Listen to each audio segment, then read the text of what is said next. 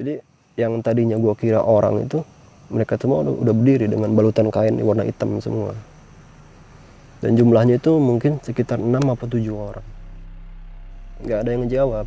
Dan seolah mereka itu kosong, tatapannya kosong, seolah nggak ada kita, Bang. Itu tiba-tiba tenda gua pukul-pukulin dari luar. Jadi goyang-goyang tenda gua. Kan ngadep ke atas gitu kan.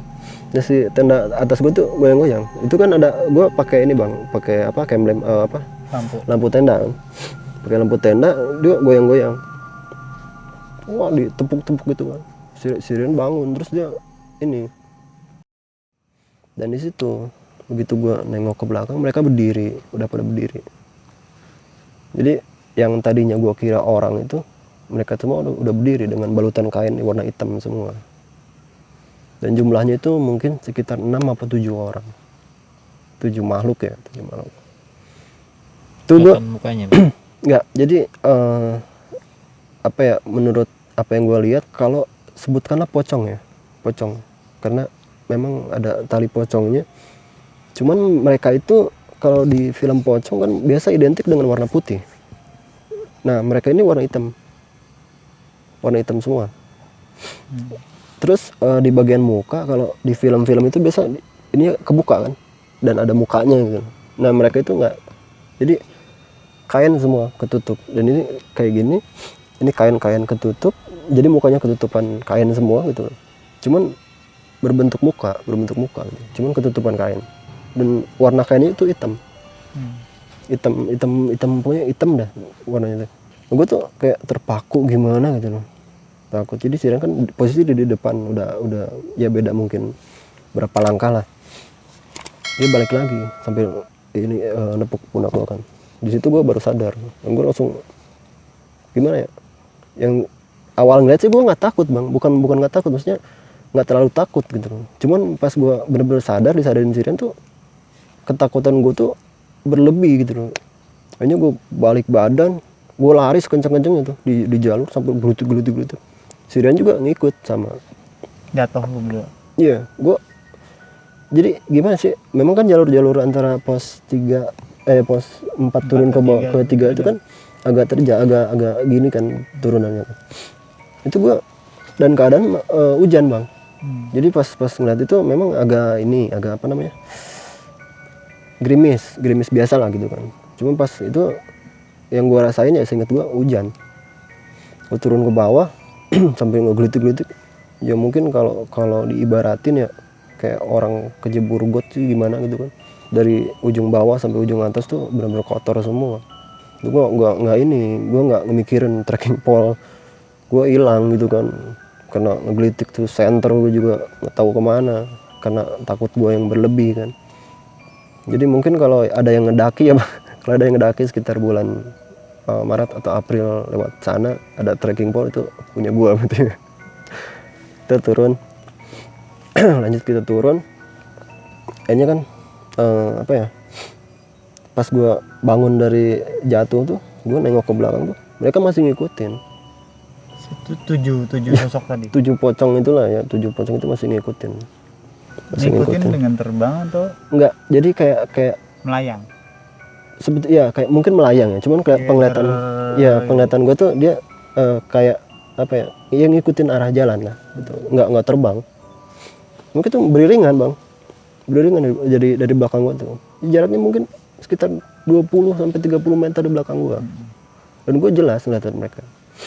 Itu gua bener-bener bangun kan, gua lari lagi, kenceng lagi kan. Gelitik gitu kan. Sama teman-teman gua sama, Siren sama kayak gitu kan. Ngeliat ke belakang lagi masih ada, masih tetap ngikutin, Bang. Gua dikejar-kejar itu mungkin sampai sampai ya deket ke pos 3 lah, deket ke pos 3. Ya pas tadi karena gua udah, jadi karena ketakutan gue mungkin karena ketakutan gue yang berlebih, jadinya gue berani gitu. Gue mau balik badan, gue mau balik nantangin gitu loh, karena kelewat emosi kan. Jadi maksud gue tadinya gue mau nantangin mereka tuh, udah lu gak usah ganggu atau gimana gitu kan, mau ngomong. Cuma pas gue balik itu udah nggak ada mereka, jadi udah hilang. Sekali gue nengok ngikutin 2 kali masih ngikutin, terus 3 kali gue udah emosi gitu kan, gue balik ke arah mereka udah nggak ada. Hanya gue cuma bisa duduk kan, si Rian juga nggak banyak ngomong. Kita benar-benar mikirin diri sendiri, mikirin udah apa sih segala macam, udah kotor kan, udah pokoknya nggak karuan. Dan bisa dibilang waktu itu kalau gue boleh nawar, gue pengen pingsan aja sebenarnya. Jadi gue pengen pingsan, terus berharap bangun besok itu udah cerah gitu kan. Tapi tetap gue nggak bisa pingsan, nggak bisa. Pokoknya kayaknya tuh harus ngelewatin itu gitu. Ya udah, Yan, lu gimana? Lu nggak kenapa-napa kan? Gue tanya gitu. Enggak, lu gimana? Enggak, gua ngapa-ngapa. Udah, kita turun. Kita harus turun. Terus kalau ada kesempatan kita ngecamp deh. Ngecamp, terus kita mesti istirahat daripada kena hipo atau segala macam kan, kita udah basah. Ya udah, ayo kita turun kan. Nah, begitu dia bangun tuh Bang, sakit lagi kakinya. Sampai pas beranjak bangun tuh dia sambil teriak. Sakit gitu, sakit banget. Akhirnya dia tuh ya gua ini gandeng. Apa sih, dia ngegandeng ini pundak gua kan sambil turun. Jadi lambat banget dulu turun. Dan di posisi itu gua nggak tahu udah jam berapa gitu. Karena memang benar-benar udah gelap. Nggak ada orang, udah gelap, hujan juga. Sampailah kita di pos 3 Bang. Sampai di pos 3 kita bangun tenda lagi karena ada jaket sih sebenarnya, cuman jaket tipis, dan ya udah gua pakai itu dah daripada pakai baju basah kan. Kalau Rian dia masih komplit, jadi dia bawa berapa setel baju gitu, sedangkan gua cuma bawa 2. Dan itu kesalahan gua, harusnya gua bisa antisipasi gitu loh kan, kemungkinan terburuk yang akan terjadi di gunung. Dan gua nggak kepikiran itu kan. Ini gua pakai, terus Rian nawarin kan, lu pakai ini. Yaudah dah, gua pinjam gitu. Nah pas dia, jadi kita kan ganti celana tuh, jadi kita pakai boxer kolor gitu kan. Si ini udah sembuh lagi Bang, kakinya udah nggak hijau udah nggak hijau lagi, sembuh. Padahal logikanya tuh nggak nyampe 15 menit lah, pas dia bangun tuh, kaki lu nggak apa-apa. Iya, gue nggak apa-apa deh. Lah gue nggak lanjut nanya soal itu. Gue udah punya masa bodoh lah, gue pengen tidur, gue udah bener-bener ngantuk gitu. Jadi stok makanan tuh sisa mie Bang, waktu itu sisa mie cuma 1 biji, cuma 1 bungkus. Hanya kita masak jadi 1 mie itu buat berdua gitu. Nggak apa-apa lah buat ngangetin badan daripada perut kosong. Udah gitu kita beres-beresin nesting cooking set segala macam, kita tidur tuh. Situ ini Bang, ada orang, jadi ada rombongan tuh kayak naik gitu, kayak naik. Jadi ini posisi tenda gua kan, ini jalur, dia naik. Dan itu jumlahnya mungkin lebih dari 3 orang.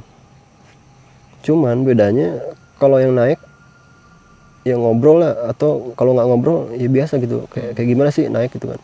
Cuma mereka tuh ketawa-ketawa, kayak ngetawain kita. Jadi ketawain tuh kalau semisal rombongan biasa ya, yang biasa gue alamin, kalau ada yang ketawa itu otomatis ada hal yang lucu kan, entah itu di depannya dia ngelucu atau ngelawak apa gimana gitu kan, atau ada, pokoknya harus ada obrolan lah minimal gitu kan. Ini mereka nggak ada obrolan, tapi mereka ketawa terus. Hanya mereka suaranya makin jauh makin hilang gitu kan. Gue alhamdulillah udah nggak ada gangguan, gue bisa tidur. Nah, baru mungkin tidur bentar itu tenda gue udah goyang-goyang lagi. Dan itu pakai ketawa yang sama kayak orang-orang yang lewat tadi. Ngegoyangin tendanya itu. Iya, bukan cuma digoyang. Jadi Bang, jadi kayak gimana sih kalau tenda lu dipukul dari luar, puk kayak gitu kan. Gue udah nggak pengen mikirin itu kan, gue kayaknya tutup segala macam karena memang balik lagi takut gitu. Cuman tetap di situ gue nggak bisa tidur Bang. Si Rian juga dengar. Sama, cuman dia kayaknya udah masa bodoh gitu. Ya pasti itu bukan kerjaan orang gitu loh. Dan dia ya gimana sih, kita dari atas diganggu terus kan sampai bawah, ya udah mati rasa gitu loh. Jadi dia udah masa bodoh, dan gue pun sebetulnya pengen masa bodoh, cuman tetap ketakutan gue masih ada gitu. Nggak lama itu gue udah apa ya, udah terik lah, udah muncul matahari gitu. Jadi gue bangunin si Rian kan, gue nggak bisa tidur gitu. Gue bangun si Rian, Jan yuk turun, udah siang, udah pagi gitu. Udah yuk cepetan turun gitu. Kita packing tuh seadanya. Itu kita bongkar tenda tuh banyak bang, banyak yang turun, banyak yang naik gitu. Itu mungkin hari apa ya gue lupa, Minggu apa Senin, berapa hari gue di sana. Itu biasa nih, ada yang turun dan naik. Beres nih kita biasa packing tenda segala macam biasa. Itu gue nyantelin ini berat banget, karir gue berat banget.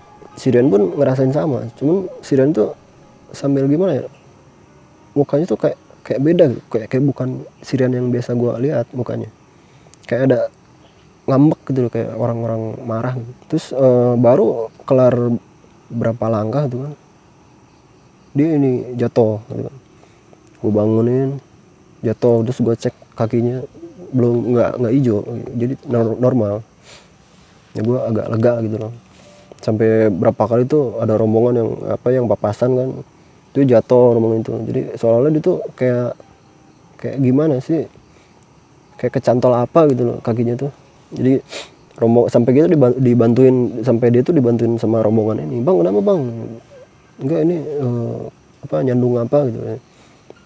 Terus kita turun sampai di pos 2. Nah di pos 2 itu kita ngeres tuh, duduk, si Rian tuh ini lagi tiba-tiba nunduk terus nangis Gir, kaki gue sakit banget, kaki gue panas emang gitu kan. Terus gue lihat itu hijau lagi kakinya tuh hijau lagi. Terus lu gimana, apa lu tunggu di sini, gue minta bantuan ke bawah apa gimana gitu. Enggak usah, tunggu aja bentar juga hilang lagi, dia bilang gitu.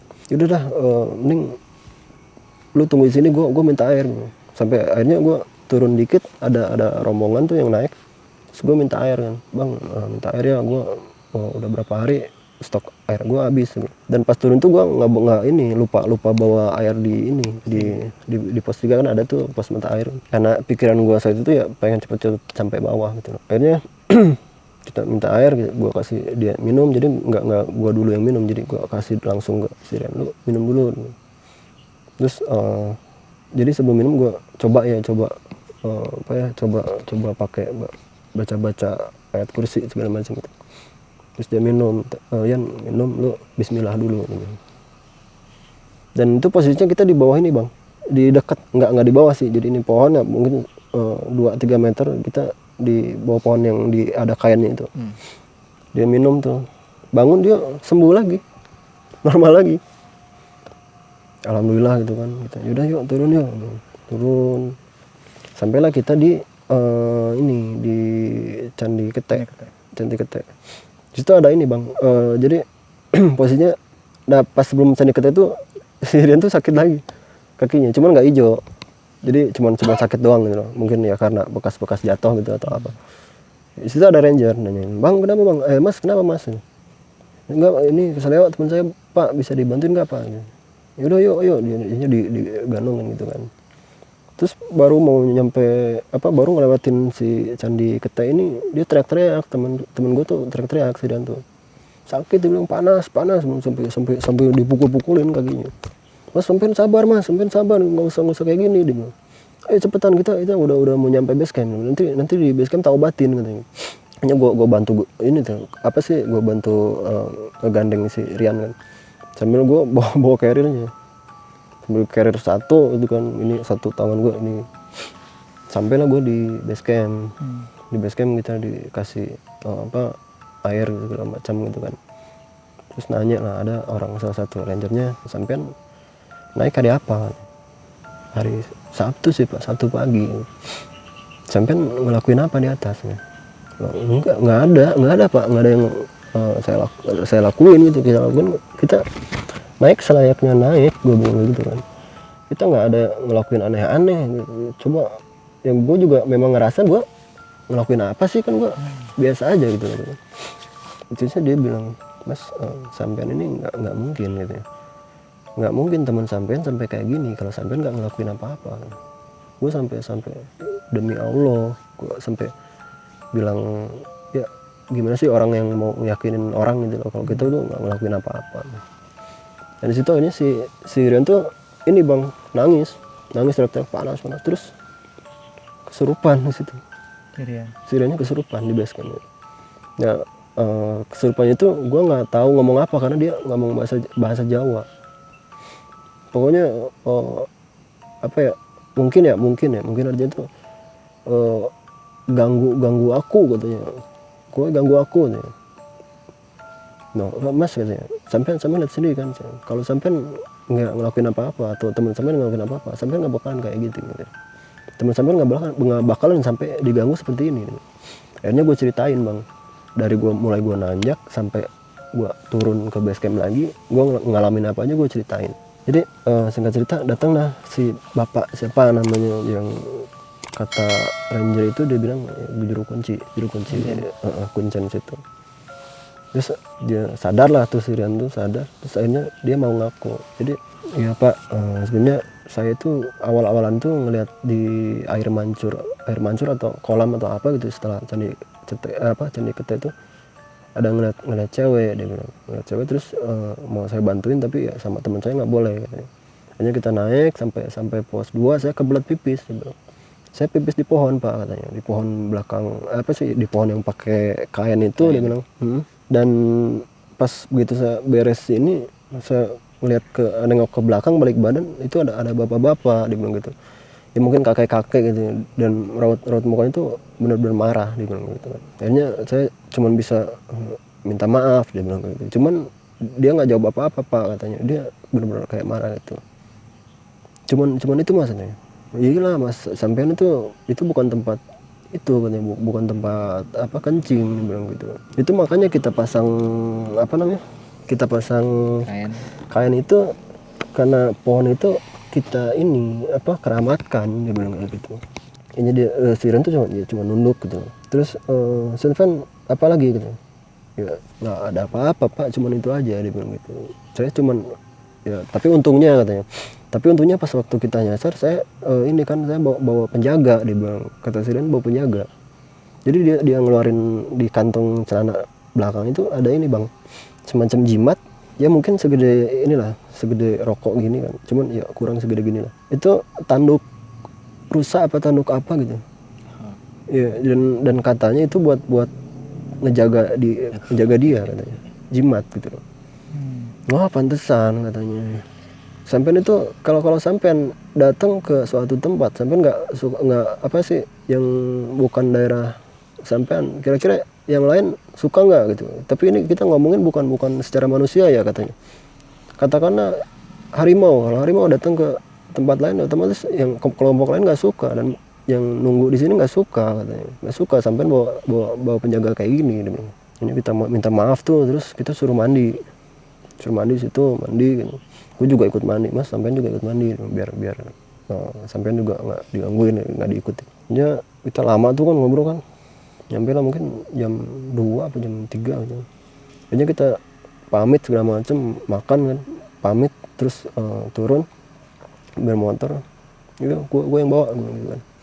Kita udah sama-sama fit gitu. Jadi Siren nggak ada sakit, kakinya nggak hijau lagi, nggak segala macam itu. Kita turun. Nah gue kira bakal selesai sampai situ bang. Ternyata setelah di perjalanan itu dia marah-marah. Jadi bawa motor deh dari Karanganyar sampai ke arah Semarang gitu kan. Dia itu kalau ada yang nyalip atau ada yang ngeduluin tuh marah-marah, maki-maki orang itu, sampai mau ribut juga sama supir truk gitu loh. Terus akhirnya udah Yan berhenti aja. Gue beli rokok tuh kan di warung, terus ngobrol, lu kenapa sih, lu kan udah lu udah diobatin segala macam, kok masih sentimen gitu kan. Nggak tahu Ger, gue nggak ini, dia bilang gue nggak ada niat marah-marah atau apa, tapi tiba-tiba gue ngeblank, dia bilang gitu. Udahlah gue yang bawa motor gitu.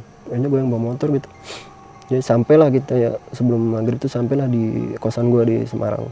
Ger, gue numpang tidur dah di kosan lu, dia bilang. Ya udah, lu istirahat aja dah, ke mandi lagi tuh, terus ya tidur. Gue juga nggak mikirin makan atau segala macam, ya udah, karena udah memang benar-benar ngantuk kan. Nah, cuman baru ya mungkin beberapa jam gue tidur, kebangun kebangun itu sama si Rian. Jadi gue tidur itu bang, jadi apa, ranjang gue tuh kan cuman satu orang buat satu orang, tapi gue punya 2 kasur. Jadi si Rian tuh gelar kasur di bawah dan gue di atas itu. Gue kebangun karena si Rian ketawa-tawa pas gue lihat tuh. Jadi posisi dia tuh duduk kayak gini bang, duduk sila kayak gini. Kita tangannya kayak gini, seolah-olah dia pegang tombak, iya tongkat gitu, apa pegang tongkat gitu kan. Ketawa-ketawa sambil ngomong Jawa gitu. Terus gue tepuk kan, lu ngapain sih, lu bukannya tidur? Gue benar-benar ngantuk gitu. Cuman dia makin kenceng ketawanya. Kayaknya gue panik tuh, keluar. Nah gue panggil lah ini apa, penjaga kosan situ namanya Mas Gigi.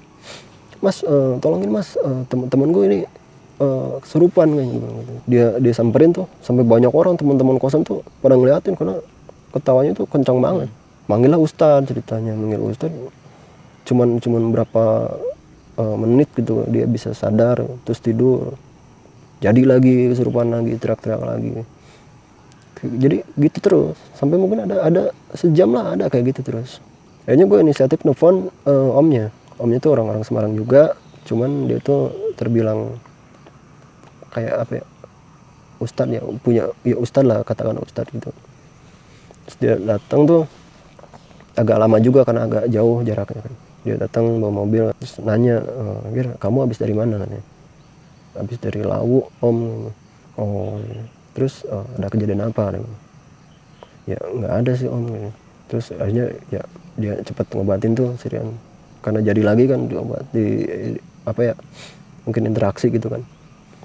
Terus dia balik ke gua. Jadi maaf ya katanya, si Rian itu ada yang ngikutin katanya. Ada yang ngikutin dan si mbah ini, gue lupa namanya mbah siapa itu.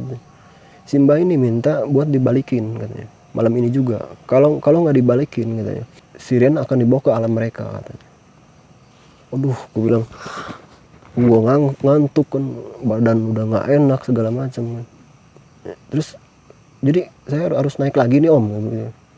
Ya nggak mesti dia bilang. Cuman ya sampean ayo anterin aku katanya ke sana, ke tempat ke kalian naik kemarin gitu.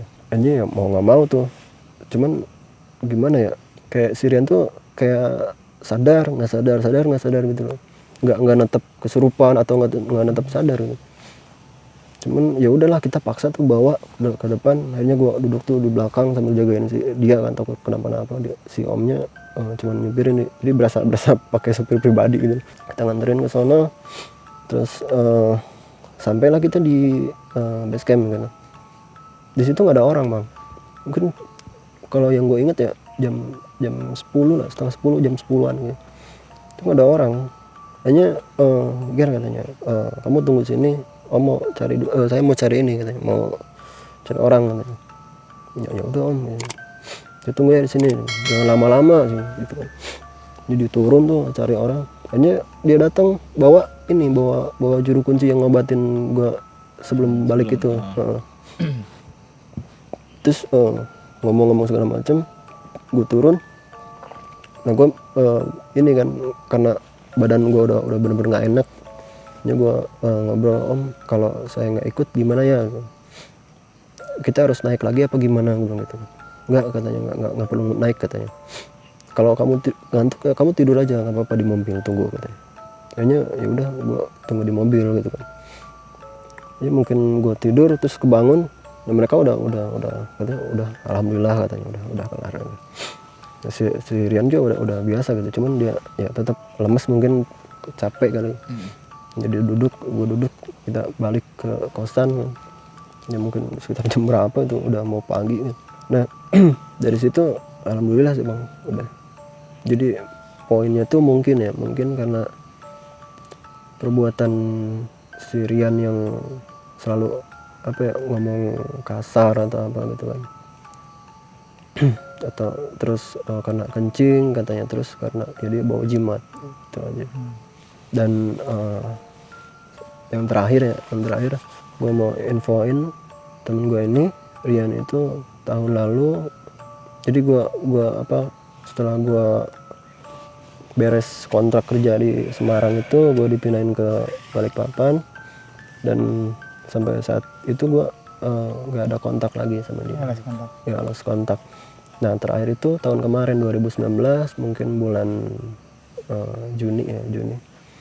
Ada temen gue, jadi gue update status, temen gue ini ngomen kan, terus akhirnya dia gue balas baca biasa lah gitu. Dia itu kirim message, terus dia bilang, lu tahu nggak katanya, tahu apa kan? Rian itu minggu kemarin meninggal gitu. Minggu lalu meninggal katanya, dia punya penyakit liver, terus komplikasi apa gue lupa gitu. Jadi ya kalau ada teman-teman sekalian gitu lah, minta doanya juga buat temen gue almarhum Rian yang kisahnya gue ceritain di cerita sekarang ini kan.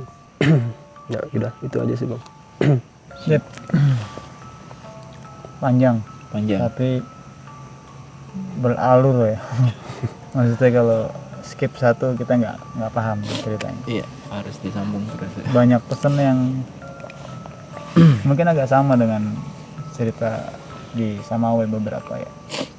Ada di yang judulnya kalau nggak salah itu Putri Tanjakan Setan, juga sama, itu Putri punya pegangan punya pegangan, dititipin pegangan. Jadi kalau misalkan ya ada mungkin nggak semua orang pakai, tapi ada beberapa orang yang juga punya pegangan atau punya titipan dari orang tuanya atau dari sesepuhnya untuk ya alasannya untuk menjaga segala macam. Teman-teman, banyak pesan yang diambil dari ceritanya Bang Giri, dalam artian mirip dengan video Putri Tanjakan Setan, sama karena beliau juga ada titipan, ada besel, ada pesanan atau ada yang jaga, yang dibawain dari Bekasi terus dibawa ke Gunung Gede. Ya mungkin bedanya itu ada yang suka, Ya benar. tapi tetap jadinya agak ngerepotin. Kalau di Bang Giri kan posisinya tidak suka, jadinya agak sedikit kacau kondisinya. Lagi buat kita semuanya, mudah-mudahan kita bisa kosong-kosong aja lah, maksudnya kita percaya sama Allah, dalam artian dimanapun kita, kalau misalkan kita bisa menjaga sopan santun, adat dan adabnya, terus aturan yang berlaku di satu tempat, ya insya Allah lah tidak terjadi hal-hal yang aneh sebetulnya sih, tergantung kitanya gitu sih Bang. Terus lagi-lagi untuk ya persiapan mental, terus baiknya jalan juga siang hari gitu, jangan malam hari. Terus prepare, kalau misalkan packing ya harus bener, harus diplastikin, harus resbek, jadi jangan sampai pada saat hujan kita nggak basah kuyup, terus stok pakaian atau juga nggak basah kuyup. Biasakan juga logistik, kalau misalkan pendakian harus lebih +1, harus lebih 1 hari buat spare pada saat terjadi sesuatu yang hal tidak diinginkan, ya kita masih punya stok logistik sih. Kalau ini sih Bang ya. Oke. Itu aja sih. Tambahan dikit gue kali ya. Apa tuh? Jadi krusialnya gini ya, kalau lu sebagai pendakinya, kalau lu punya suatu yang tadi lu bilang titipan itu gitu ya, sebaiknya ditinggalkan lah, wapak jimat apa lu tinggalin. Kemudian kalau lu jadi leader, lu bawa tim, lu cek dah tim, siapa yang bawa, siapa yang keturunan, siapa apa, di list. Karena gue melakukan itu semua. Kalau misal gue pendakian massal atau tim, gue pasti cek yang bawa atau yang punya itu gue pegang atau gue tinggalin. Itu gue pasti gue ambil, gue tinggalin gitu. Gitu, karena nggak semuanya suka gitu.